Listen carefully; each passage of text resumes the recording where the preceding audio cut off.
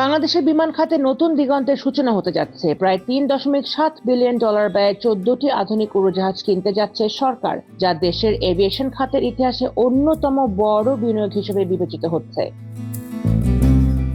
এই বিমানগুলো সংগ্রহ করা হবে বিশ্বখ্যাত নির্মাতা বোয়িং এর কাছ থেকে। নতুন এয়ারক্রাফটগুলো যুক্ত হলে দেশের জাতীয় বিমান সংস্থার বহর আরো শক্তিশালী হবে এবং দীর্ঘ পাল্লার আন্তর্জাতিক ফ্লাইট পরিচালনায় সক্ষমতা বাড়বে।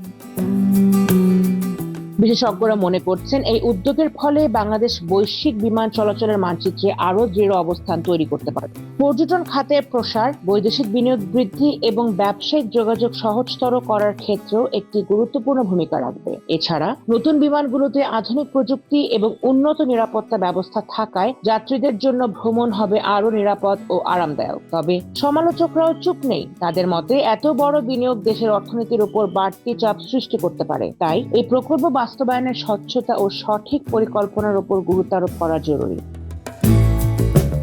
সরকার বলছে, এটি একটি দীর্ঘমেয়াদী বিনিয়োগ যা ভবিষ্যতে দেশের অর্থনৈতিক প্রবৃদ্ধি এবং আন্তর্জাতিক যোগাযোগকে আরো শক্তিশালী করবে। বাংলাদেশের আকাশে নতুন সম্ভাবনার উড়ান। এখন দেখার বিষয় এই বিনিয়োগ কতটা সফলতা এনে দেয়।